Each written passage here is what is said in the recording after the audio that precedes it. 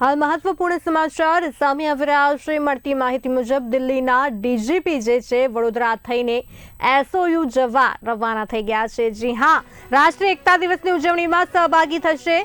31 ઓક્ટોબરના રોજ સરદાર વલ્લભભાઈ પટેલની જન્મજયંતિ છે, એટલે કે આવતીકાલે તેને લઈને તળાવમાં તૈયારીઓ જોરશોરથી ચાલી રહી છે। રાજપીપળા ખાતે એકતા પરેડનું આયોજન કરાયું છે। ભારત સરકાર દ્વારા આયોજિત કાર્યક્રમમાં દેશના વડાપ્રધાન હાજર રહેવાના છે। તમામ રાજ્યના ડીજીપી અને સીએસએફના વડા કેવડિયા પહોંચશે। આવતીકાલે જે છે ભવ્ય ઉજવણી કરવામાં આવશે। વડોદરા એરપોર્ટથી કેવડિયા જશે। વડાપ્રધાન પણ આ કાર્યક્રમમાં હાજરી આપશે।